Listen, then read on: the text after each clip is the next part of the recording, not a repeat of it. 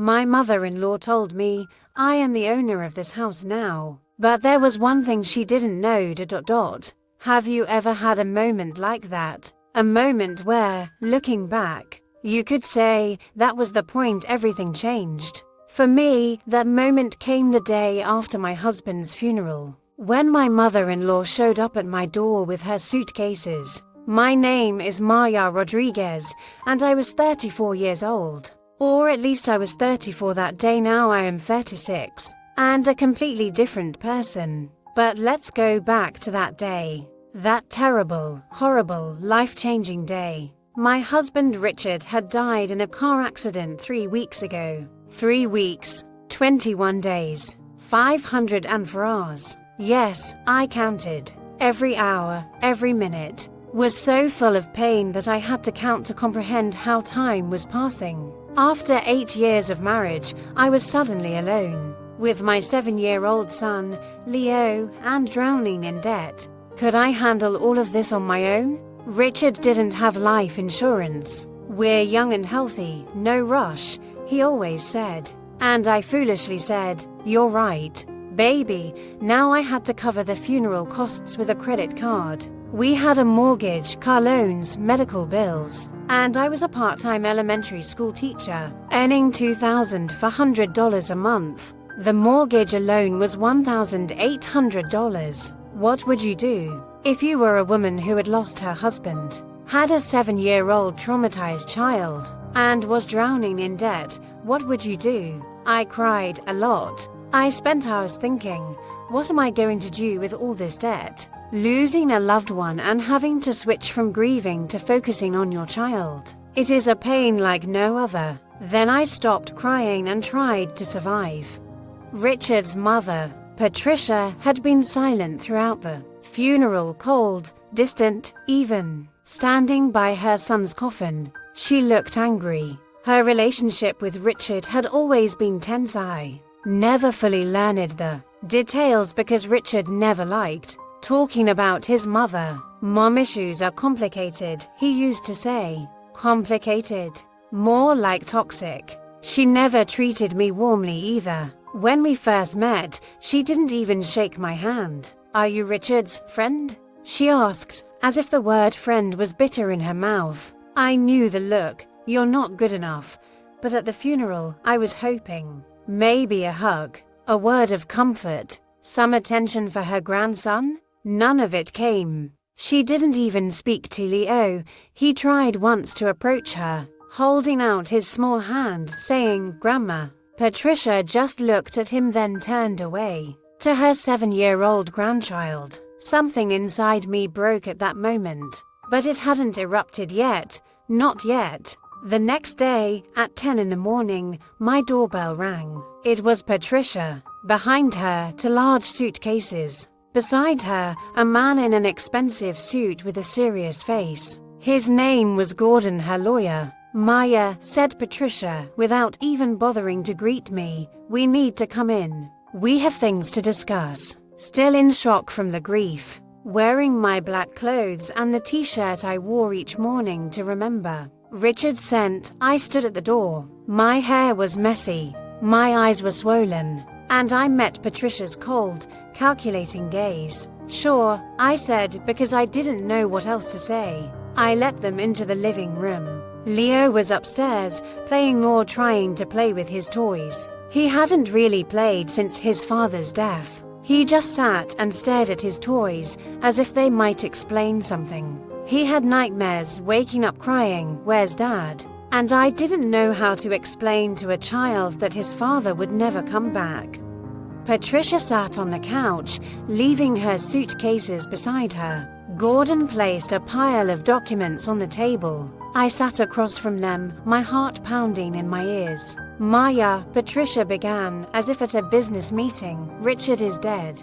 This is tragic. But life goes on, and we must be practical. Practical. My husband had been in the ground for 1 day, and she was talking about being practical. This house, she continued, in a monotonous voice as if reading a contract, is registered in Richard's name, and Richard was my son. Therefore, this house belongs to me now. under Colorado state law. Wait, I said, my head spinning. What did you say? Patricia furrowed her brows as if speaking to a slow child. This house is mine now. You cannot live here. Time stopped. I heard the words but couldn't comprehend them. I cannot live in my own home.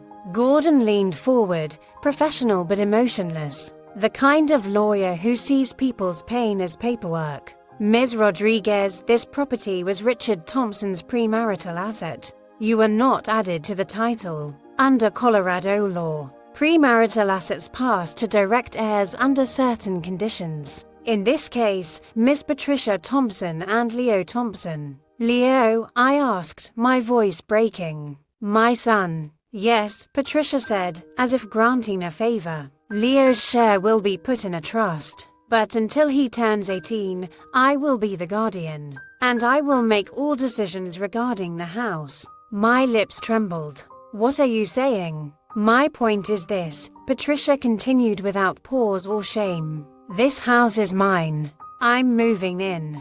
You and your child can find another place. I'm giving you 1 month. 1 month. 30 days. 1 day after my husband's funeral. She was giving me 30 days to leave my own home. Patricia, I said, my voice trembling, tears welling up in my eyes. This is our home. Leo's home. Richard's son's home. He grew up here. His room is upstairs. His memories are here. Richard's son will receive his inheritance, Patricia said coldly and mechanically. But you are not entitled to anything. Richard didn't put you on the deed because he knew. He knew you were temporary. That word pierced my chest, temporary. I was his wife, I said, my voice rising. 8 years. 8 years by his side. I loved him. I supported him. We built this house together. No, said Patricia, looking me in the eyes with those cold, hateful eyes. You invaded this house. You weakened Richard.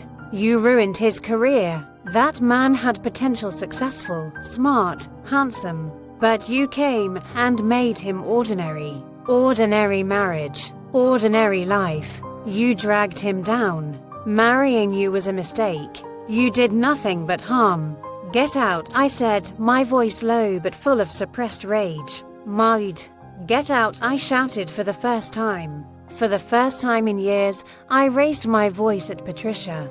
Get out of my house, now. Leo was at the top of the stairs, his eyes wide, crying. Mom, why are you shouting? Why is Grandma here? Patricia stood up without even looking at her grandson. That cold, superior smile on her face. Maya, talking to you is a waste of time. I will file an eviction in 1 month.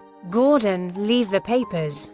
Gordon placed a file on the table and they left. Patricia didn't even take her suitcases. She left them in the living room as if she would return. When the door closed, I collapsed. I fell to my knees and cried so hard I could hardly breathe.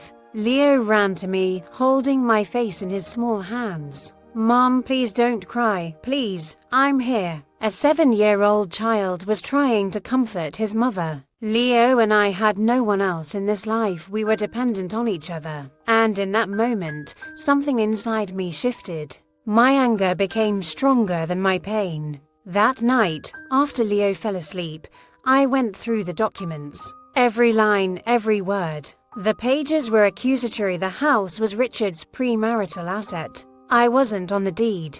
Technically, Colorado law favored Patricia. But there was one thing. A small detail. A sentence on page 5, written in lowercase. Financial contributions made during the marriage, especially mortgage payments, may be considered by the court. Mortgage payments. My heart raced. I ran to the bedroom and took down the box from the top shelf of the closet. The box, Richard's unnecessary box that I insisted on keeping, contained every receipt, every bill, every document. And there they were. 3 years' worth of mortgage payments, all withdrawn from my bank account. Richard's work had been tough 3 years ago. The real estate market was slow, commissions were low. Baby, just a few months, he said.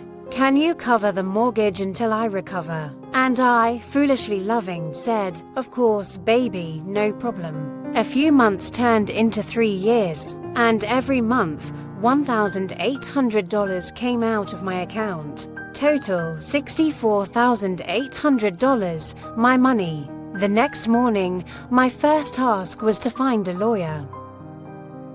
But I couldn't afford one. Every office said the same thing. First consultation $500, or retainer $5,000 upfront. I had no money, but I had Leo, his sweet smile, his warm hugs saying don't be sad. Mom, my only support. And that was enough. I googled free legal aid Colorado Springs, and I found it a women's rights center. We provide free services to women experiencing domestic violence, economic abuse, or in need of legal assistance. Economic abuse. That's what Patricia was doing, wasn't it? The next day, I left Leo with a neighbor and went to the center. A small office, old furniture. But in the eyes of the women working there, the determination, the anger, the pursuit of justice I will never forget. The lawyer who met me was Samantha, about 30, short black hair, sharp gaze. The moment I saw her, I thought, this woman is a fighter. Her appearance told me she had fought her way to this point. I told her the whole story. Patricia, Richard, the mortgage payments, the suitcases, the word temporary, everything. Samantha took notes silently, without judgment. "Maya," she finally said, "technically, the house is Richard's, but you made financial contributions. You paid the mortgage for 3 years. This opens the door in Colorado for a constructive trust, or unjust enrichment argument." What does that mean? It means you invested in that house,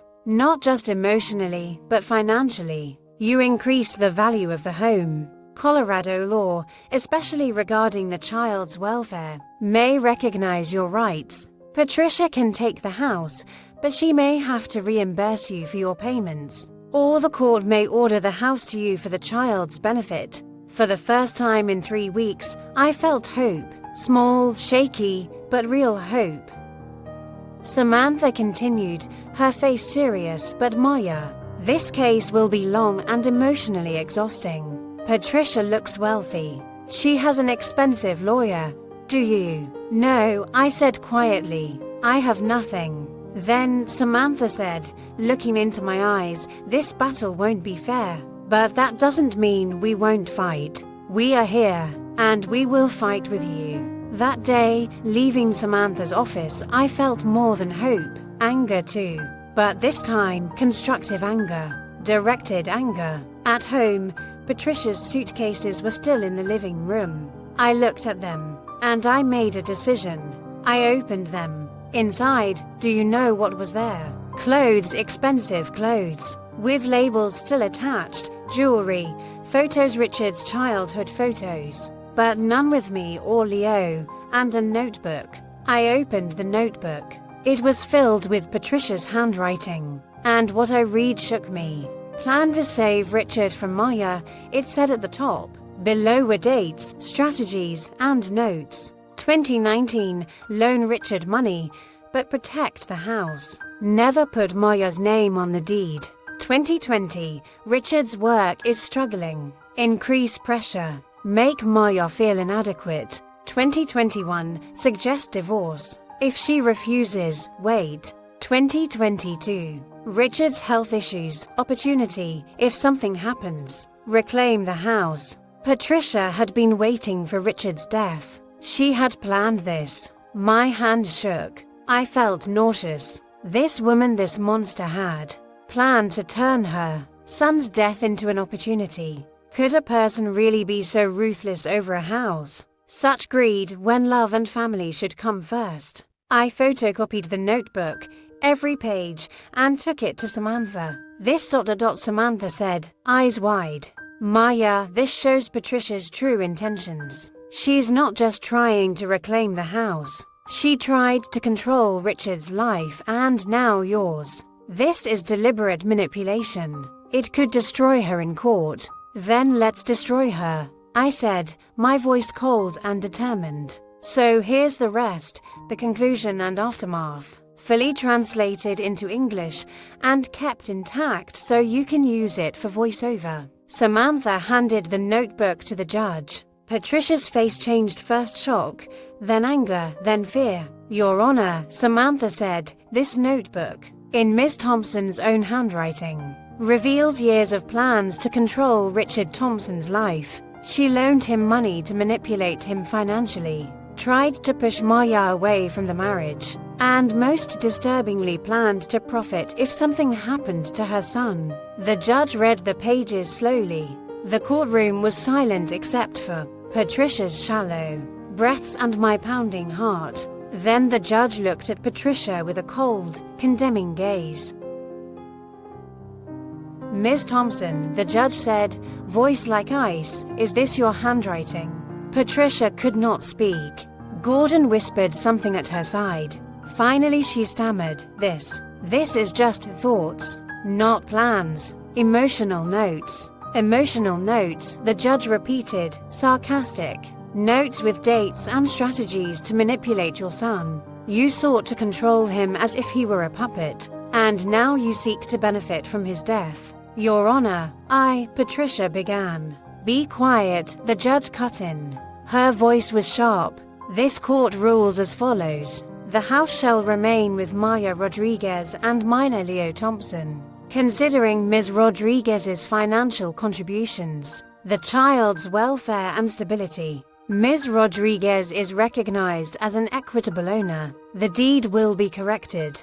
Patricia leapt to her feet. This is madness. That house belonged to my son. That house now belongs to Ms. Rodriguez and her grandson, Ms. Thompson. You are to have no contact with this family. Your visitation or custodial rights regarding Leo are suspended pending further investigation into the manipulative conduct documented in your notebook. The gavel came down hard and final. Patricia raged, swore, pointed a finger at me, screamed that I had killed her son. Enough, the judge shouted. Ms. Thompson, leave my courtroom now or I will call the marshals. Gordon hauled Patricia out. She screamed and cursed, but I simply sat there. For the first time in 3 weeks, I could breathe.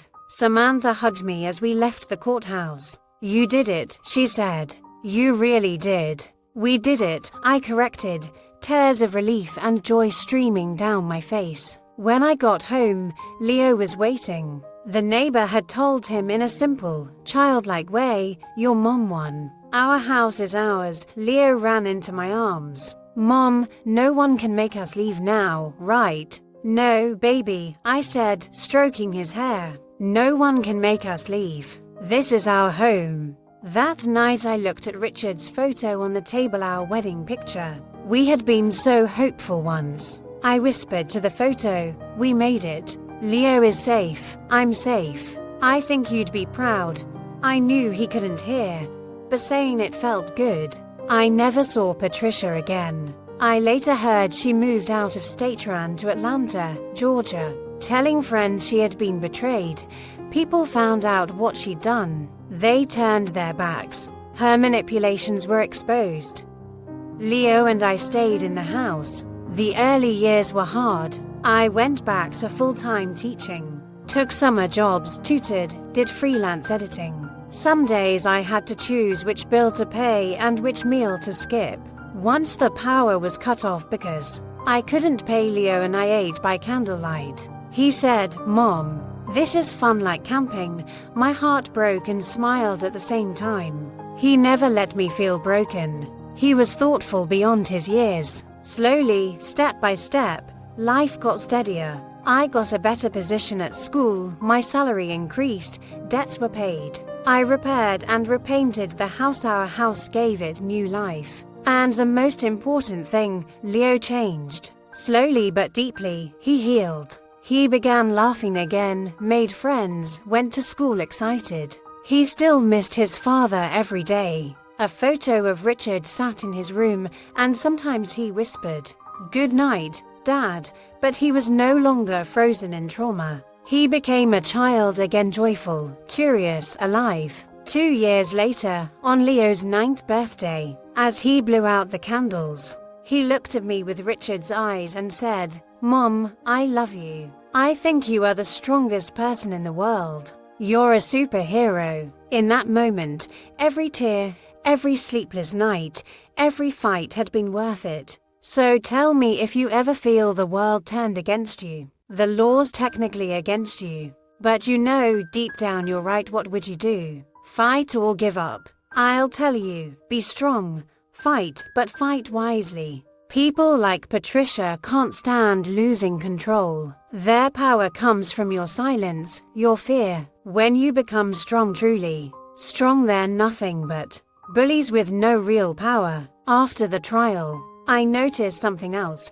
Patricia's suitcases were still in my living room. She hadn't come back for them. On the 4th day after the ruling, someone knocked. A courier stood at my door. "Ms. Rodriguez, we were instructed to pick up these suitcases." "By whom?" I asked. "Ms. Patricia Thompson. Address, Atlanta, Georgia." She had fled Colorado. She didn't even say goodbye to her grandson. She'd heard the verdict and left. I handed the suitcases to the courier, but I put something inside them first. A copy of the notebook and a letter. In my letter I wrote, "Patricia, this notebook shows who you really are. You saw your son as something to control, not as a human being. He loved, he was flawed, and he loved me. And Leo, you lost him. So did we. The difference is this: we lost because we loved. You lost because you couldn't control. You do not belong in Leo's life. I made this choice to protect my child. If one day he wants to know you, that will be his choice. For now, and perhaps forever, you are a stranger. I hope one day when you look in the mirror you feel the weight of what you did." I never regretted sending that letter. Some things must be said, simply because they must be said without expecting a reply or a change. Patricia never responded. She never called.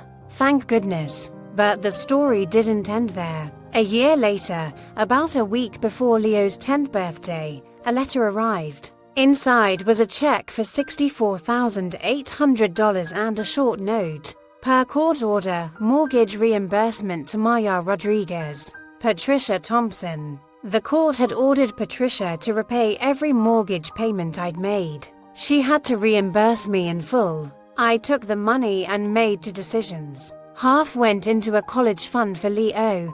The other half, I donated to the Women's Legal Aid Center where Samantha worked. "Samantha," she said, stunned. "Maya, that's your money. You earned it." "I know," I said. "But there are other Mojas and other Leos, women who face eviction, who don't know their rights, who feel alone. Your center gave me hope. Let this money help other women find the same hope." Samantha hugged me, eyes wet. "You're amazing." "No," I said, "I just want to pay it forward. You saved me. Now I'll try to save others." Because of that donation, the center hired 3 new attorneys and helped 56 women last year. 56 families saved from being evicted or robbed of their rights. Each story echoed mine. Widows targeted by in-laws, left alone. Now they were not alone. Someone told them, "You're right, and I will fight with you."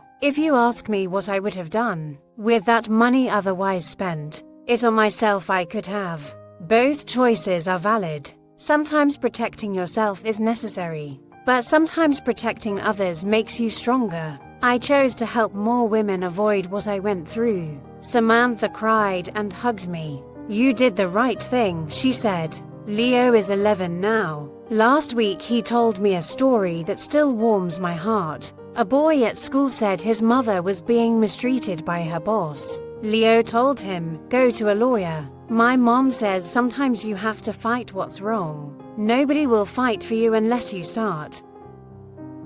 I cried when he told me. My little boy once broke and now gives hope to others. You taught me, Mom, he said.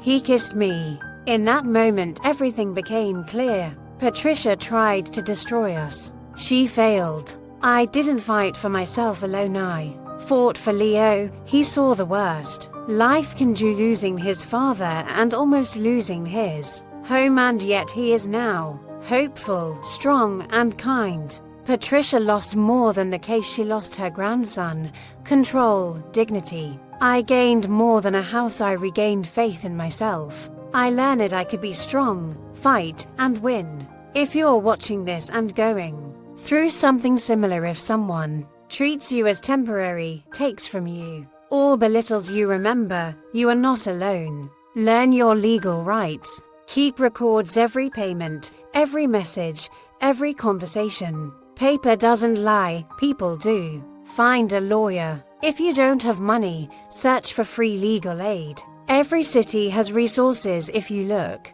Type free legal aid your city in Google, call, make an appointment, go. And most of all, don't give up. I know it's exhausting, and sometimes you want to cry. You might think, I can't, but you can. I did. I'm not stronger than you, just braver in the moment. You are brave too, even if you don't know it yet. There are Patricias everywhere, people who crave control and feed on others' pain. But there are Mojas everywhere, too, quiet, strong, broken but standing, alone but fighting. If you are a Moya, if life has wronged you, know this: justice can win. Not always, not immediately. But if you fight and don't give up, you can win. My story had a happy ending. I hope yours does too. If it hasn't ended, keep fighting. One more day, one more hour, one more breath. Victory often comes after the darkest night. I am 36 now. Leo is 11. Our home is warm, safe, and full of love. Richard's photos are everywhere. His spirit is in every corner. Patricia, she's a shadow in the past. Sometimes at night, after Leo sleeps, I remember that courtroom day, the shock, anger, fear on Patricia's face, and I feel a quiet satisfaction. That day I didn't just win a house, I won myself. You can win yourself too. Believe it. You are stronger than you think. If you learned anything from this story, remember, never be silent. Write your story. Fight your fight. Win your victory. Because you deserve it. We all do. Thank you for listening. If this story moved you, share your thoughts in the comments. Like and subscribe, and take care of yourselves. Peace and health to you all. See you next time. Story 2. My husband told me. It's just a business trip, but what I found in his suitcase. You know, trust is everything in a marriage. Every marriage can face problems, and there are solutions, but if there's one problem without a solution, it's trust. That is, until you discover that the trust was built on lies. My name is Sarah Mitchell, and I'm 37. I've been married for 12 years, or at least, I thought I was. My husband, David, is a successful real estate agent. Handsome, charismatic, always saying the right things. You know those kinds of men. The ones who make you feel like the only person in the room when they speak to you. When we first met, I was 25, working as a waitress in a cafe, planning the rest of my life. He walked in, smiled at me, and my world changed. Suddenly, I saw life from a different perspective. I'm going to marry you one day, he said on our third date. And a year later, we did. It was a small wedding, just close friends and family. David's family, well, they were busy. That was probably the first red flag. The first moment my doubt should have begun, but I was a lovesick fool back then. I didn't notice. The first 5 years were perfect. We bought a small house with a front yard, even a fireplace and a little dog. We were happy. We focused on our careers, dreamed about the future. David climbed quickly in his career, and I finally graduated from university and started working at a marketing company. Life was good. Not perfect, but real. At least, I thought so. Days, weeks, and months passed. We spent 6 full years together. But in that year, things I hadn't noticed before began to feel different. In the 6th year, things changed. David's business trips increased. Once a month, twice a month, then almost every week. Portland, Seattle, San Francisco, the real estate market was expanding. He said, gaining new clients. Networking. Baby, this is for our future. Better days are ahead, he said each time. If it continues like this for a few more years, you can quit your job. We can live the life we dreamed of. And I believed him. Because I loved him. Because marriage is about trust. Because I was foolish.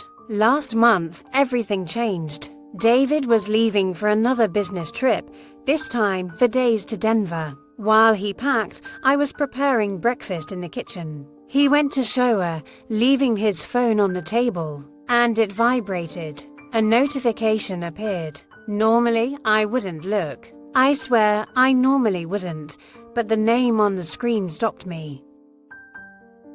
Jessica. My heart raced. Who was Jessica? Why was there a heart emoji next to her name? My hands trembled as I picked up the phone and read the message. Can't wait this weekend, baby. Emma is so excited to see her dad. We love you so much. The world stopped. Those minutes, how they passed, I still don't know. Even now, thinking about that moment gives me chills. Emma, see her father. We love you. I couldn't breathe. It felt like someone had sat on my chest, squeezing all the air out. Did David have another family? A child, Emma, a daughter. Something I could never have because David had said for years, "We're not ready." The shower stopped. Panicked, I put the phone back and ran to the kitchen. My hands shook so much that I almost dropped the eggs while cracking them into a plate. David entered, smiling as usual. Suit perfect, hair wet, his cologne filling the air. You smell amazing, I said, forcing my voice to sound normal. You too, he said, kissing my forehead. Anyway, I'm late. The plane is at 3. Denver, right? Yes, baby, Denver, for days. I'll miss you so much. Lies all lies. I'll miss you too, I said, kissing him. I kissed my own foolishness, my blindness. My 12-year-long lie, every lie we had shared, every memory we had built. The moment he left, I collapsed, sat on a kitchen stool and cried so quietly, so deeply, I couldn't breathe. How had I not noticed? How could I have been so blind? Then, through my tears, a voice came. Small, firm, angry. No, you will not cry. You will learn the truth. I tried to breathe deeply, but my chest felt tight. My heart pounding as if it would burst. The trust, the dreams, the hope I had built for years were shattered in an instant. I whispered to myself, Sarah, you will no longer be a foolish lover. You see the truth now. With trembling hands, I leaned on the kitchen table and wiped my tears. But it was just the surface. The anger and resentment inside me ran much deeper. I had loved David. I had chosen him, built my life with him. But he had carried two separate lives in the same heart, and I had never seen it. I promised myself, I will find out everything, and he will pay for it. I sat at the computer. I knew his password, so it was easy to log in. Emails, messages, bills, bank transactions, everything was in front of me. With every line, I felt my heart break a little more, but also a growing strength, a determination. I pictured David with each message, those fake smiles, empty promises, silent lies all coming to light. I looked at the photos. Jessica's smiling face, David holding Emma, happy family at the park. A mix of pain, jealousy, and anger coursed through me. I realized breaking isn't just painful. It forces you to stand. I took a deep breath and looked in the mirror. Tired, hurt, but alive. This woman had suffered years of unreciprocated love, but now she could use that pain as a weapon. I had made my decision. I was no longer afraid. I recognized my own power. That night, I stayed awake for hours. I noted David's business trips, their timings, who he met, when. Every detail mapped like a chart. I was no longer just a victim. I was a planner, an actor. The small voice whispered again, "No, you will not cry. You will learn." and you will not forget. I thought back to the day we met 25, waiting tables at a cafe, him entering my world. That smile, those first words, and the innocence I believed in for years. It was an illusion, yet remembering that innocence gave me strength. Love, I realized, only matters when reciprocated, and mine had been a tool. The next morning, I went outside. Cold air filled my lungs. I forced myself not to cry. Every step reminded me of the lies David had told for years, yet also gave me strength. A fire burned inside me.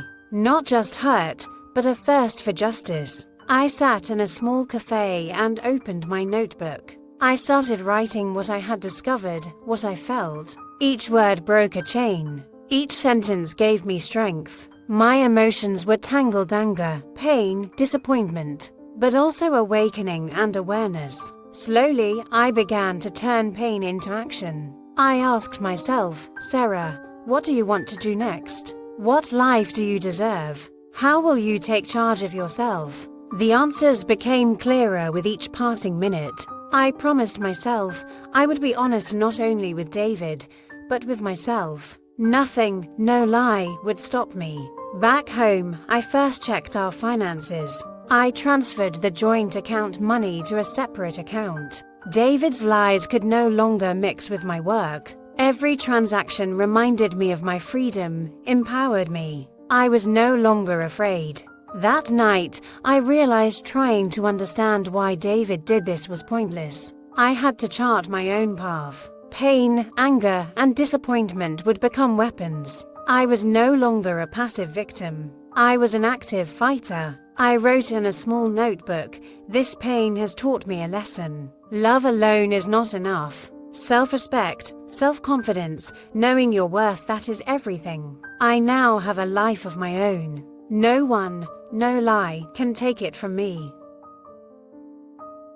I closed my eyes and took a deep breath. The storm inside me began to calm. But this was not the end, it was just the beginning. I had a plan, determination, and fire. David's double life had been revealed. Now it was time to get the justice I deserved. I stayed awake that night, going through old photos, messages, memories. I was strong. Broken but standing, angry but controlled, hurt but ready to act. By morning, it was time for this woman to take action. I didn't go to work that day. Instead, I became a detective. I began investigating. I accessed David's laptop. His password was still my birthday. Emails, messages, bank accounts. And what I found? God, what I found shattered my heart. Jessica Martinez, 32, a graphic designer in Denver. And yes, they had a daughter, Emma, 5 years old. Photos David, Jessica, and Emma at a park, smiling, happy family. David holding Emma, Jessica's head on his shoulder. And David, my God, he looked so genuinely happy. An expression I had never seen on him. The email spanned years he had met. Jessica 6 years ago, just as I was focusing on my career. Just as we were saying we're not ready for a child. And a year later, Jessica was pregnant. David had bought her a house, paid her bills, covered Emma's daycare, school fees, with our joint account, our money, business trips. Each one was to see Jessica, to spend time with his daughter. And me? I sat at home, missing my husband, wondering how he was while he lived another life with another woman. The most painful part, the part that pierced my heart deepest, was the bank records. Last year, he told me, investments went badly. We need to save. I believed him. We cancelled our vacation. I bought cheaper food, skipped buying new clothes. To save together, I tightened my spending. Foolishly, I saved money. Meanwhile, David bought Jessica a $15,000 diamond necklace that same week. That night, I sat at David's laptop and collected all evidence. Every email, photo, bank transaction. I saved them in a folder, copied to a USB, then called my lawyer friend Rachel. Rachel, I need a divorce, and I want everything I can get. For 4 days, I acted normal. I replied to David's messages. I miss you, I said. See you soon, I said. Every day, a little more of me died inside, but I kept smiling. When David returned, he was as usual. He kissed me. I missed you so much, he said. And from his suitcase a gift for me. A snow globe from Denver. I thought of you, he said. And I laughed, really laughed, because it was absurd, comical, tragic. Thank you, baby, I said. That's thoughtful. That night, he held me. I love you, Sarah, he whispered. I love you too, I said. For the last time. The next morning, as David went to work, I acted. I transferred the joint account money, really my money, my savings from his salary to a separate account. I gathered all important documents, house deed, car papers, insurance, valuables, heirlooms from my grandmother and mother. I locked them in a safe. Then I met my lawyer. I want everything, I told Rachel. House, car, and compensation. He used my money to build another life for another woman. Jessica's house and everything in it was bought with my money. I can prove it. Rachel smiled, that firm, justice-filled smile. Sarah, we'll take this to the end. Divorce papers were delivered to David's workplace 3 days later, in front of his colleagues, deliberately. That night he came home furious. Sarah, what is this? What's happening? I sat calmly on the couch, a glass of wine in front of me, a folder in my hand. Sit, David, I said. Sarah, sit. He sat. I handed him the folder. When he opened it, his face went pale. This, he said. How? Everything about your family in Denver is here, I said, my voice icy calm. Jessica, Emma, house, expenses, gifts, 6 years. David, 6 years of lies. Sarah, please, let me explain. Nothing to explain, I said. You lived a double life. Cheated on me with 2 women. Used my money to build another life. And now the price. David's face turned to anguish. My biggest dream had been to have a daughter with him. Every time I asked, he said, not now. I trusted him blindly. I thought he wouldn't hurt me. But the truth was far worse. I asked him one thing. David, was it worth it? Was it worth doing this to me, a woman who loved you purely? Was it worth losing me, losing us? I pity you. You will realize, eventually, no one will ever love you like I did. Yes, dear listeners, what did you think of Sarah's story? Don't forget to share your thoughts in the comments if you're ready. Let's move on to our next story.